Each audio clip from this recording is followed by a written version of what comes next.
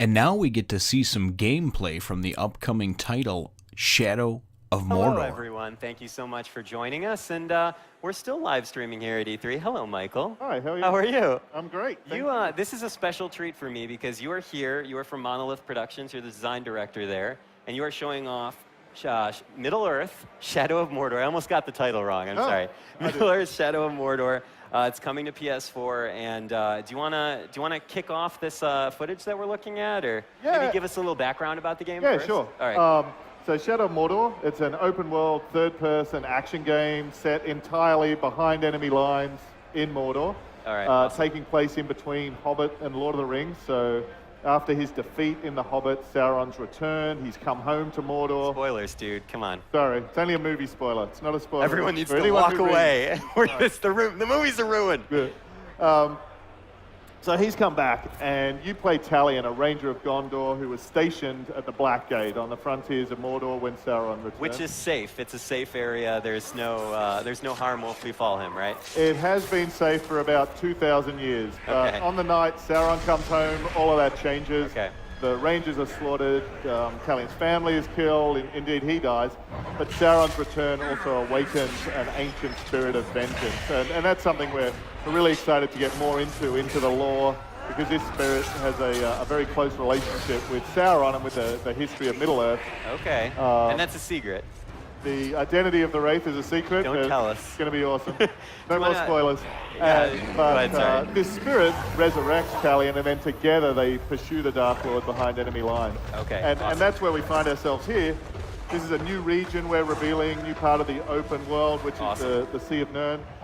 So many hundreds of miles from the Black Gate, many hours of gameplay, deeper into the game as well. Okay. Being drawn here.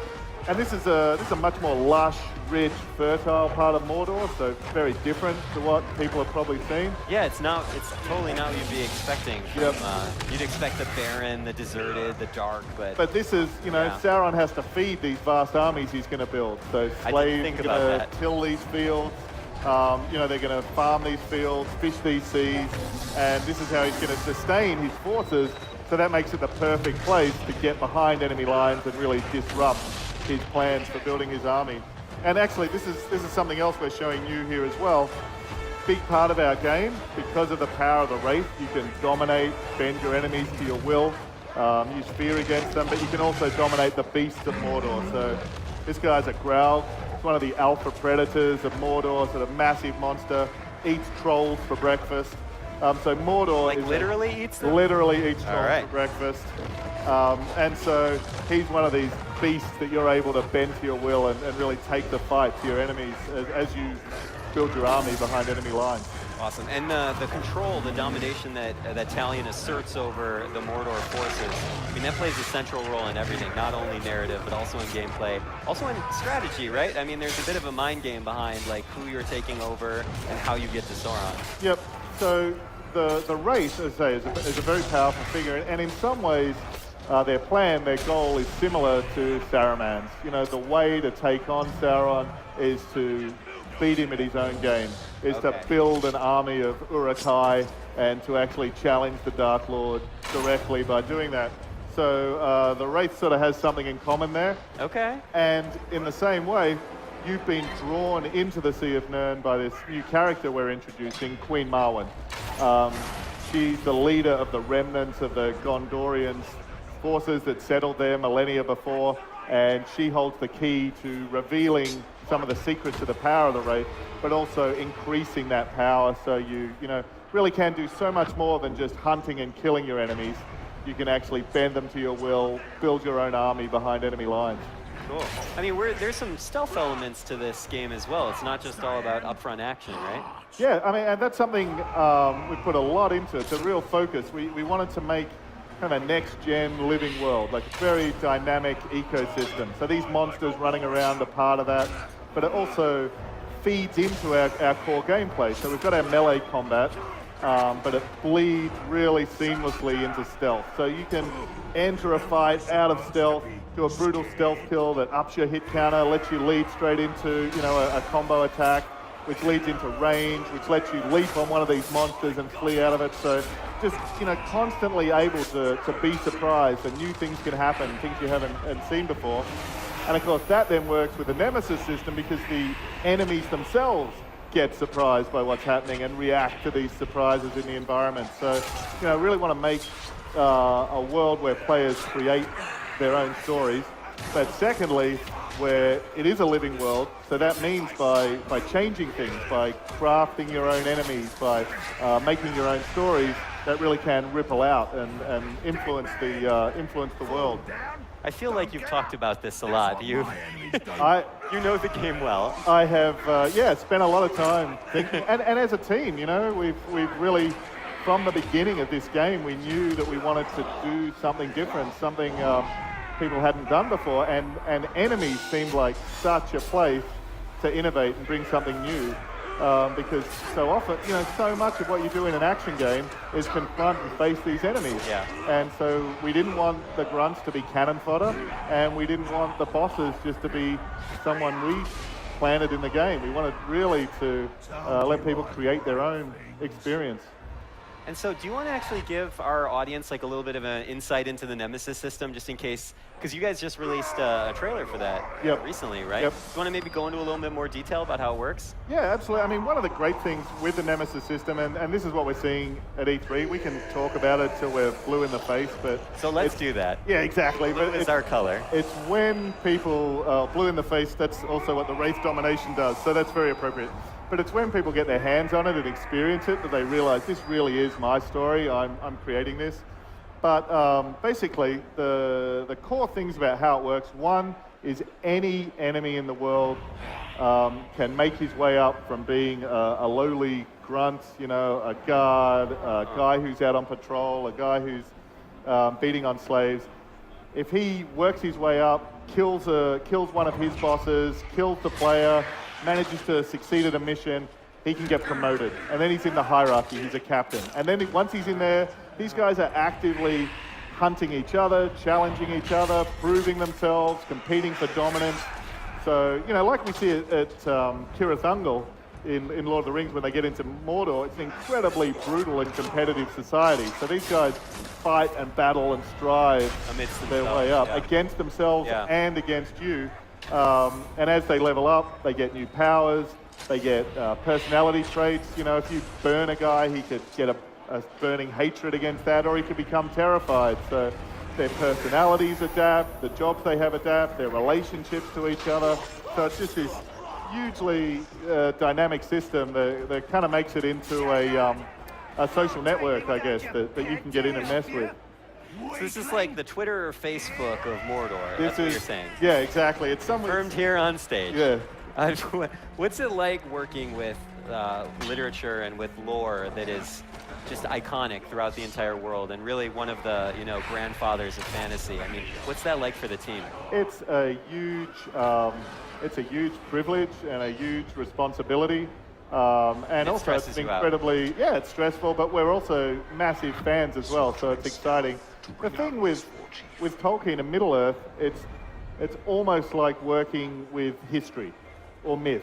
The depth and the attention to detail makes the world so rich, so detailed. There's so many stories you could tell that you kind of get the best of both worlds. You can draw on all this amazing canon, all this amazing lore, use that to make it feel very detailed, make it feel very real, but it's also big enough that you can tell a standalone story as well. You don't just have to retell what people have seen before, or we don't have to tell a side story. We can create and craft a really epic standalone story. And I like that you guys have kind of embraced the challenge of telling your own story. I mean, obviously you have a framework to work with and a lot of lore to tap into. But I mean, Talion was created for this game, correct? Yeah, absolutely. Yeah. He's very, very authentic to, I think, the themes and the lore of Tolkien. To be honest, very much a starting point of inspiration was Boromir. Was that Boromir, Council of Elrond, and he had the ring, and he was like, this is a gift. We should use the power of the enemy against him. The only way to take on the Dark Lord is through ruthlessness. And Boromir's a tragic character, but he's also ultimately a heroic character. He's someone who was willing to do whatever it takes for what he believes was the right thing. And those themes of using power and where that's going to lead, that was something we're really interested to explore, but taking a character who was also original within those themes. And I think where Talion's maybe a bit different from Boromir and Aragorn is he's not someone noble. He's not highborn. He's not in line to the throne. He really was, you know, someone who was just trying to build his life on the frontiers of the kingdom, who's then been drawn into these huge events. So I guess in that way he's a little bit like Sam or Frodo. So he's kind of a I like how you just made up your mind there. You're like, yeah, no, just that connection that he really is like this everyman who just wanted to live his life and gets sucked into these vast forces beyond his control. Awesome. So I'm sorry, we've kind of been ignoring the footage a little. I just like talking about Lord of the Rings, man. Can you tell us about this environment and what Talion is up to right here? So where we are here, as far as I can tell, because I haven't been looking at either. So Surprise! This is a stronghold. The strongholds are the fortresses, the cities, the towns. These places are really dangerous because these are where there's going to be concentrated groups of enemy bosses. So there's Rukdug the Thirsty. He's thirsty. He's thirsty. I actually, from the sound of his showdown, he has a bit of a taste for the orc grog. Okay. And so we can see, this is an example, there's a mass of these guys, these named enemies living here. So we can spread a bit more chaos. Jessica's unleashing some of the Caragors. Okay, so he's still got his wits about him enough to freak out and run. But the other guy there, he's a hunter, so he's actually enraged. So we can see the environment's changing up. That's influencing one guy to flee for his life. Another guy's actually going to fight harder. So you can create all this chaos in the environment, and there's a lot of different ways that can obviously play out. But then, however these guys survive, so if he gets enraged because he's seen the Caragor, manages to take you down, he's going to remember that, be more powerful next time. The guy who flees and runs, he's still going to live to fight another day. He's going to remember that and call it out as well. So, you know, you're really the rock that's getting dropped into the pond where the sort of ripples are really going out and shaping how this place is going to evolve. How does the team keep track of so much?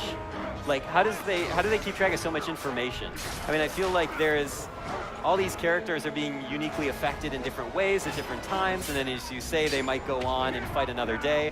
One might run and get eaten by a giant monster. I mean, how do you approach kind of keeping track of all that and cataloging all that? I mean, that's all kind of dynamic information. It's dynamic, it's huge. and it is huge, and it was kind of probably insanely ambitious, and I don't know if we would have taken it on if we knew how insane it was at the start, but I think the interesting thing is creating the systems was one thing, and you know, everyone did an amazing job on building those foundations, but what the systems gives you is just randomness, and that can be cool or not. What was really amazing is the process of editing, getting the writing in, getting the specific roles, getting the actual showdowns, you know, mapping the traits. So although it's dynamic, it's not just totally random. We really are crafting guys who actually are characters, who have personalities, who have memories, who are kind of memorable. And so that kind of second half of the process of refining and editing and testing, that was where the kind of magic came out, I guess. That awesome. We're really, really proud of it, to be honest. Fantastic. Well, as you should be. Because that sounds like just 4,000 Excel documents with tons of orc names in it, and that would freak me out. Every single part, the animation was a huge challenge. The character art's a huge challenge. The writing's a huge challenge. The game balance is a huge challenge. The system of the living world, the level design. So every one of them individually is hard, but then the work the team did to actually coordinate and synchronize putting all of those separate things together was just amazing, just an amazing team effort. Absolutely. Can you describe what we're seeing here? So this is interesting. I'm not sure what happened just previous to this, if it was I was distracting a mission or if Jessica actually got killed. But so these guys are actually conducting missions. They're living in the world. Okay, that's an execution. This guy, the Fearless, he's an executioner. His mission was accomplished. He's going to level up, grow in power. That was the guy we saw who survived and lived to fight another day from that previous battle. He lives and grows as a result. The dark he grows. So these guys actually, through going on missions, they're challenging each other, slaughtering each other, leveling up, getting new strengths and weaknesses, and also taking on jobs as bodyguards, to the various war chiefs as well. So that, you know, one of the key parts of the loop of playing the game is gathering information. So getting the intel and learning the strengths and weaknesses of your target. So it's kind of two ways we've approached that. One, your enemies can be brutally tough. They can be really strong. And if you want a challenge, you want like the ultra hard mode, go headlong at them, it's going to be as challenging as you could hope for. But if you invest the time, gather the intel, learn their strengths and weaknesses, there's always a way to take them down as well. So, you know, it's really important to support that sort of different spectrum of how people want to be able to play as well. So it sounds like your design team kind of enabled a lot of different types of players to play this game. I mean, it's not really for one specific type of action or RPG fan. I mean, it kind of can be molded into a way that they want to play. Yeah, and that's the spectrum. And again, you know, that's a lot of just usability testing and a huge amount of feedback. But I think, you know, really at heart, we're an action game, so we really wanted to support that as the core pillar. Of course. We wanted to have it be challenging as well, because it's only meaningful to take down these nemesis enemies if they can be very powerful. So we needed to make them hard, but then we also wanted to reward people for, you know, gathering the information and playing and planning as well. So it really does, you know, support that spectrum of different ways people want to play. You want to talk about some of the combat system that we have? Oh yeah, so this is great. So this guy, he's a nemesis enemy, named enemy. He's been weakened. As a result, the wraith powers that you have let Jessica grab him, dominate, bend into her will, and then we have a whole bunch of choices. Okay. We can send death threats, so we can actually let him live. He can go and tell his boss that we're coming for him, so you can actually warn your enemies you're coming after them. They'll train, they'll be prepared, they'll get even tougher, they'll hang around with a gang, be even more cautious, so you can actually make the fight even harder, but get better rewards and more legendary runes to upgrade your weapons when you take them down. You can kill them, you can command them. So in this case, this bodyguard can actually lead us to one of the war chiefs and create, so that will actually create a new mission within the open world. So it's almost a mission editor, but embedded into the gameplay and through the game systems, rather than kind of separated as a separate application. How would you say, what's the balance like between sort of the supernatural element that Talion has, and then kind of the more physical element, the human element that he has? And in terms of combat, how did you guys balance that out? I think one of the things that's kind of worked out really nicely in the game, the early game, when you start, so Wraith doesn't even know its own identity yet. Then I think it starts out as a more purely physical game, more purely physical action game. And then you've been playing that for a long while, and then we meet Queen Mao, and we get introduced to the fact that we have so much more power at our disposal to bend these enemies to our will. And it's almost like the second half of the game almost feels like the sequel to the first half, because you've had this kind of awesome action game, and then it really changes up a lot, and we open up a whole, you know, new spectrum of strategic opportunities and powers, and sort of grow that as well. So awesome. Well, I think we're almost out of time. Cool. Do you have a parting message for our audience, my friend? I think the thing we're so excited about at E3, so excited to, you know, get to show people the game, is that every single time we show it, it's going to be different. Every single time anyone gets their hands on it, gets to play it, is going to be different. When they get to buy it, it's going to be different. So, you know, just always come back and check it out again, and really hope people enjoy it. All right, awesome. Michael, thank you so much for joining us. I am 122% excited about this game, so best of luck to you guys as you head towards launch. Middle-earth: Shadow of Mordor is coming to PS4 and PS3, or just... Yep. Okay, PS3, PS4 and PS3. Thank you so much again. Enjoy the rest of